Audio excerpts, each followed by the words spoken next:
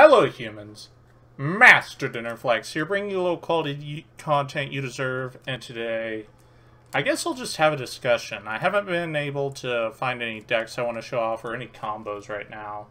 I feel like the Yu-Gi-Oh community is getting pretty good at starting to find some cool stuff. With all the things you can do in cards yet to be released. So it's actually pretty good that I don't feel the need to find a combo, because people are figuring it out. People are figuring out that Fusion Destiny just goes in anything. People are figuring out the actual power that Evil Twins have. People are figuring out all this stuff, and it's actually really cool to see the Yu-Gi-Oh community on top of it.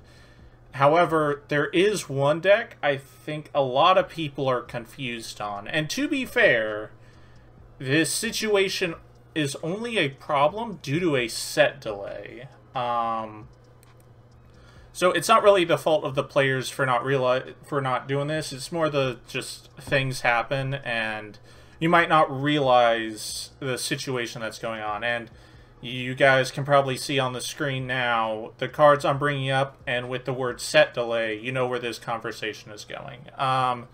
This deck I have given a lot of shit in the past few weeks, and to be truthfully honest, I actually do think this deck is very good. The problem is people are either testing it disingenuously, or they're coping for the wrong strengths of the deck, to the point where you're not really sure if they're even testing it, or they're just theory crafting it and not actually testing the deck in action. This deck is strong. There is no way around it. This is the first one-card synchro decks. Now, you might say we've had one-card synchros like Debris and whatnot before, but this deck just needs no setup to do all their one-card synchros. That is very powerful, because synchros are some of the most powerful extra deck monsters out there, period. Borreload Savage Dragon just casually being an Omni-Negate for one of the easiest synchro monsters to summon ever should kind of give you my point on synchros. They are just very, very powerful. So, this deck absolutely has the tools to succeed. So why was I shitting on it in the first place? Well, the ultimate reason I was very hesitant on the deck is because all the testing that I have played against, played with, well, I haven't been played with this card specifically, but it's all about Baroness. A lot of people are testing this deck with Baroness, and I want to get the spoiler out of the way so the rest of the conversation I'm about to have makes sense. Baroness de Fleur, we are not getting for months after we get this. Effectively, by the time we get Baroness for this deck has already received its second wave.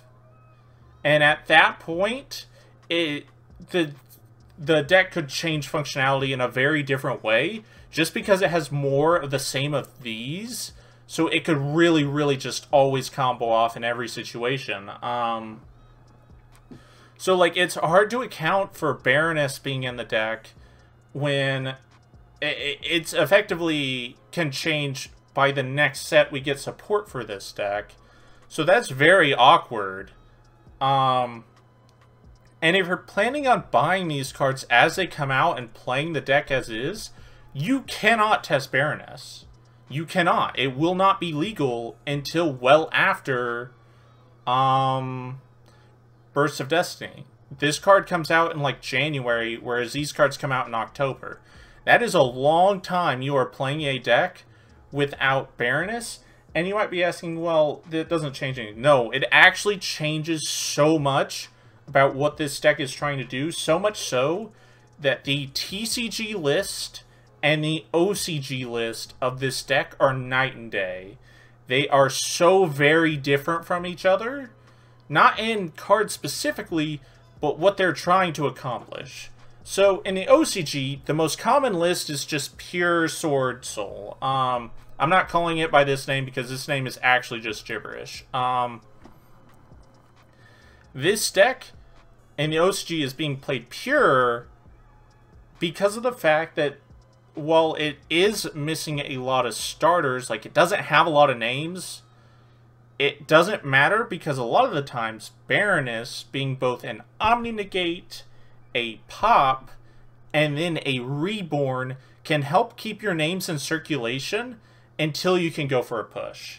So a lot of the times, what this deck can do, kind of similar to what Drytron does with Dragoon, is if they get really stopped by a bunch of hand traps, they can just end on Baroness when you've used a bunch of cards.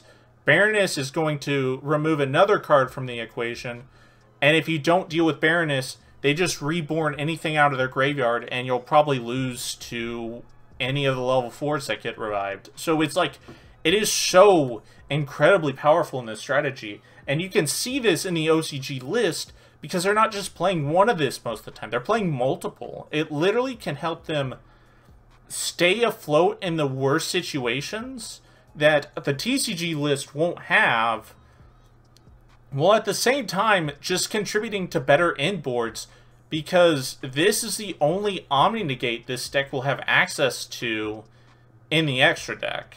Like, it won't really have access to Savage Dragon because you can't link very much, and even if you can, it's like really difficult to get the situation like that. So that's a very limited use. And also the level 10 pool is like, it's this guy, the Duke, and it's like Scooby-Doo Dragon. It's very limited, and Baroness just is so good because of all three of its different effects. So this has a major impact on how the deck is going to be played, because in the OCG, you can just play like a hand trap control deck, and then once you simplify the game state, a Baroness is kind of like its own win condition. Like, that's a very, very valid win condition for this deck, since, again, it's all one-card starters, and the one-card starter decks are trying to win in simplified game states, like Prank Kids, like Evil Twin. They're trying to do the same thing, where they make the game so simplified that their small +1s are just going to decide the game. And that's what you can do with the pure variant. But now that we've got out of the way that this card changes how the deck is played, now we have to go into the TCG and why this deck is going to have to completely rethink what it's going to do while we don't have Baroness. And the simple fact is, it pretty much just won't have access to Omni-Negation unless you're like playing really, really awkward cards like the Tinny Counter Trap, which, like, it's cool, but the way you search it is really, really awkward. It's still possible, though. But either way, this also, the Baroness situation I was saying earlier, where if you get hard stopped, you still get an Omni-Negate and a Reborn, that just won't happen here. If your combo gets hard stopped, sometimes you're ending on, like, the level 8, and that's it. And this card, while it's cool, it's not very powerful. A lot of the combos I've been seeing of people playing in the TCG when they get hard stopped, it's this and the Trap Sudden Shift. Which, to be fair, that's pretty good. That's 2 pops in Monster Negate. And if you, like, banish another trap, which that's kind of going to be weird, you can, like, do it for free. It's still very awkward, and it's still much weaker.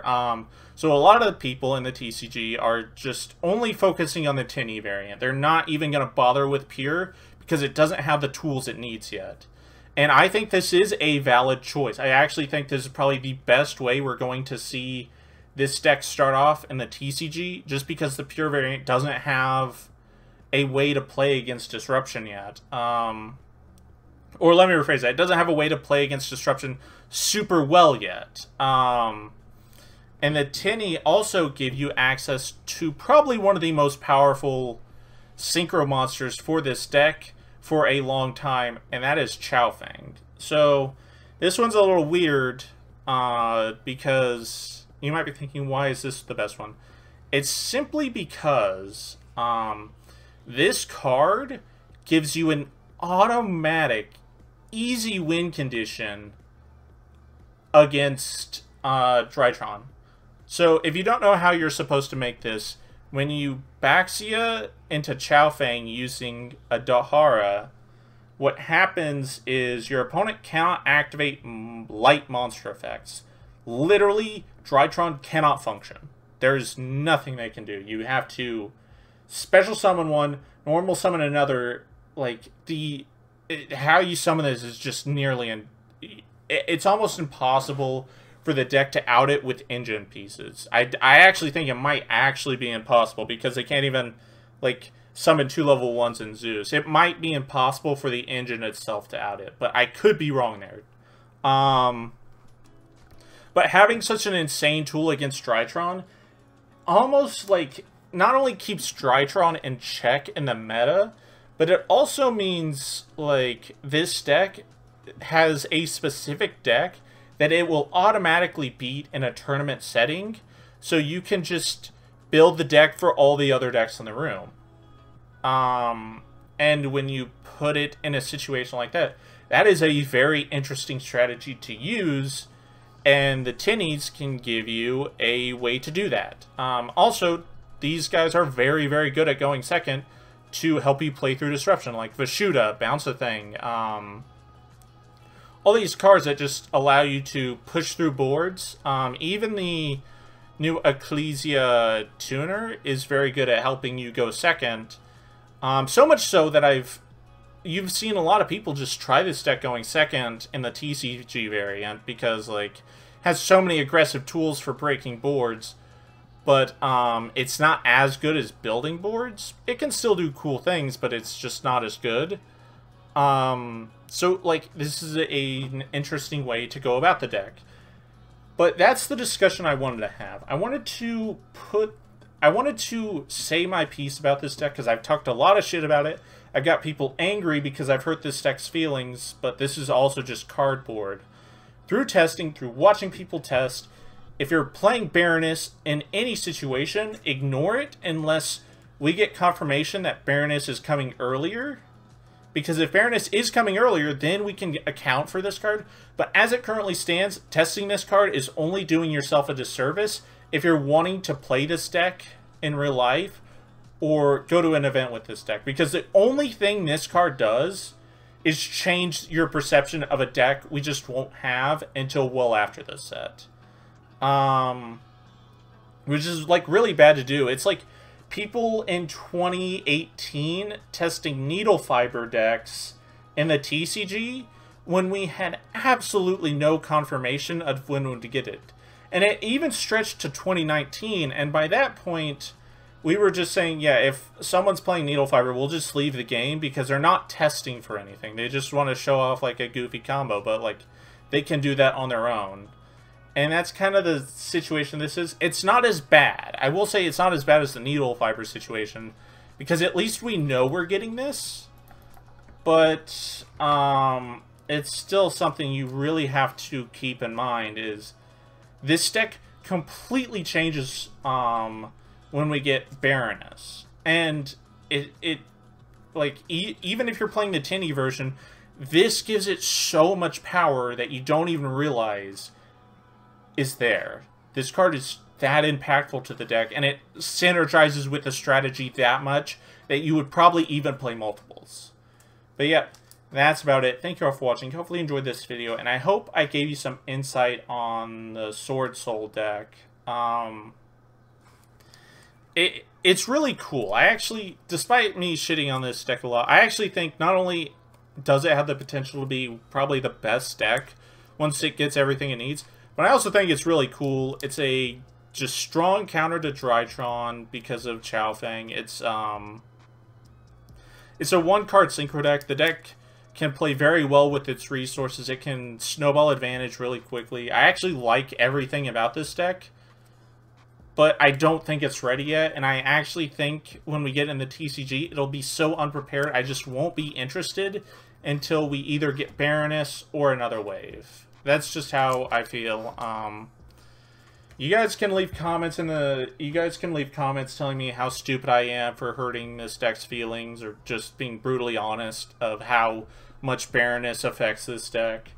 That being said, I think this deck could probably still top an event. if you get a really good player testing this deck a lot and trying a lot of combos with this, but it will not see the same representation until we get something really powerful for this deck. It's like Baroness or another wave. It's that simple. But yep, that's about it. Thank you all for watching, and remember, Master Dinnerflax will take your soul.